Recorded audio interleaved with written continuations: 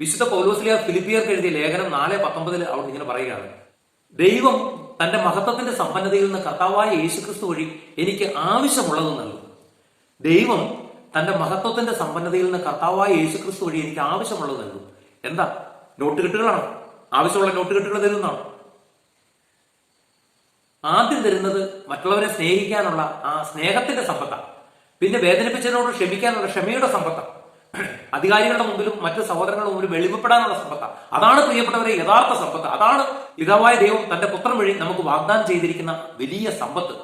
അത് ആ ഭാഗം ഓക്കെ ആയി കഴിയുമ്പോൾ നമുക്ക് ആവശ്യമുള്ള ഭൗതിക സമ്പത്ത് കൊടുത്ത് തരുന്നേ.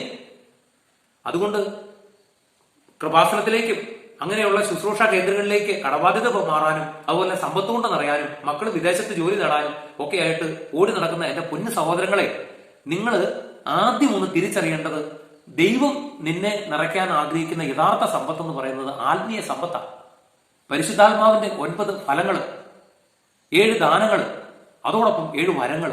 ഇതാണ് നിന്നിൽ നിക്ഷേപിക്കാനായിട്ട് അവിടുന്ന് ആഗ്രഹിക്കുന്ന യഥാർത്ഥ സമ്പത്ത്. അതുകൊണ്ട് ഇനിയെങ്കിലും നീ സമ്പത്തിന്റെ പിന്നാലെയുള്ള നിന്റെ ഓട്ടം നിർത്ത്. സമ്പത്തിന്റെ പിന്നാലെയുള്ള നിന്റെ ഓട്ടം നിർത്ത്. അത് വെറും വിഡ്ഢിത്തരമാണ്.